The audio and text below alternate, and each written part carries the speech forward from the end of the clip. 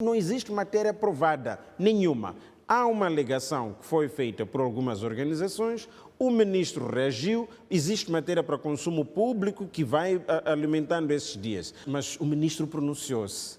Fez uma comunicação que eu acho que foi assertiva, foi, em termos de quantidade e qualidade de informação, pelo menos deu a entender ao grande público sobre qual é o seu posicionamento. Temos que fazer fé neste posicionamento. Cada um faz o seu juízo em função dos elementos que, por um lado, foram colocados pela denúncia, por outro lado, foram colocados pelo ministro. Até aqui estamos numa situação de contraditório. Mas é necessário que todas as outras instituições que possam estar envolvidas no processo de clarificação possam fazer o seu trabalho. E não me parece que o Ministério, como instituição, deva ou tenha necessidade de fazer rapidamente um comunicado desta natureza. Não, para mim, olhando para a denúncia, e a sociedade civil deve estar atenta, deve fazer a denúncia sempre que acha que existe um desserviço. O povo fez o seu papel. O ministro, tendo percebido que o seu nome estava sendo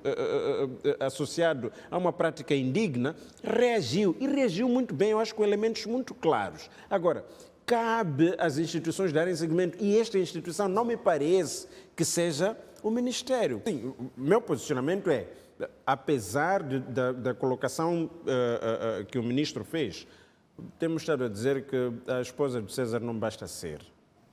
Tem que parecer igualmente. Então, o mínimo que puder um dirigente público ter associação com qualquer procedimento que não pareça bom, deve ser evitado. Este governo está a começar.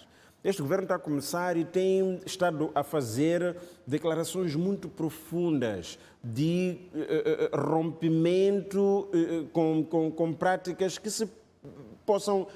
possam lesar, que se pareçam como afronta ao Estado e às suas instituições. E, neste caso, no espírito de grande abertura, no espírito da transparência, é necessário que os dirigentes não possam nem parecer ter alguma relação promíscua com aqueles que prestam serviço ao Estado, aqueles que têm... Tudo isto. Eu acho que, ao bem da transparência, não devíamos ter essa suspeição. E, tendo acontecido, é necessário que os membros do governo, ainda que, de facto, como parece ser o caso, não tenha nenhuma ligação e tenha sido acidental a sua ligação com uma empresa que tem ligação com o contrato. É necessário que mesmo este tipo de aparência não venha, porque o povo, que é o consumidor final da informação e do trabalho das instituições públicas, possa estar tranquilo com a atividade governativa. Então, eu acho que não pareceu bem. Esta denúncia acossa alguma coisa e provoca-nos a necessidade de dizer que é necessário que a transparência seja efetiva e mesmo com os elementos que foram colocados, nunca devia pelo menos parecer. Sua própria voz disse ser acionista minoritário de uma das empresas que tem ligação com esta empresa que foi vencedora. Se bem entendi, na altura o ministro esteve a se pronunciar. Por essa razão apenas, já há um conflito de interesse. Hoje em dia, há sensivelmente 1 ano ou 6 meses, o Estado criou uma legislação que obriga a declarar-se os beneficiários efetivos. Se nós formos a fazer o esquema dos beneficiários efetivos e encontrarmos esta empresa que o ministro tem participação de 2%, como sócia de qualquer uma delas está ligada a esta, ganhou o concurso, então, no final do exercício, em caso de lucros, também o ministro teria direito a quinhoar os resultados indiretos desta empresa que ganhou o concurso. Por isso, só é um conflito de interesse, não é aceitável. O que se devia ter feito era evitar que esta empresa participasse como uma das que concorria para este concurso, porque existe uma ligação indireta com o timoneiro da pasta mais máxima deste ministério, neste caso o ministro da Agricultura. Totalmente desnecessário, porque o ministério não é advogado do ministro. Aliás, o próprio Ministério começa no seu comunicado a dizer que não foi contactada para o contraditório. Não sei em que momento é que devia ser contactada para o contraditório. Não foi o Ministério que lançou o concurso, foi uma instituição tutelada pelo Ministério, de cujo ministro é que está a ser implicado. Ou o ministro ou os seus representantes legais deviam se pronunciar e o ministro se pronunciou. O que o Ministério devia ter feito, em substituição do Instituto de Oleaginosas, era falar do contorno do concurso, trazer dados do concurso que legitimam a tal empresa que ganhou como a legítima vencedora. Como, por exemplo, que tipo de concurso se tratava.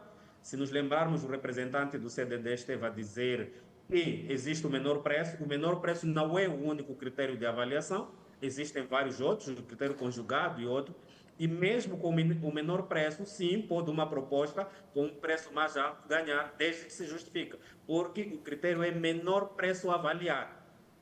Mas quando vamos avaliar, segundo informações públicas que se tem, é que aquele valor com que se adjudicou é quase o teto máximo que existia disponível para aquela atividade. Daí a questão, como é que aquela empresa, sendo nova, há 4 meses no mercado, foi tão cautelosa ao ponto de dar uma proposta quase equivalente ao valor que estava disponível.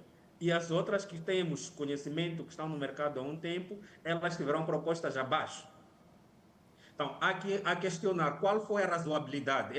Isso é que o comunicado do Ministério devia trazer. Qual foi a razoabilidade, quais foram os critérios, quais foram as vantagens que esta empresa apresentou e as garantias que apresentou de que ela era melhor colocada para fazer aquele trabalho.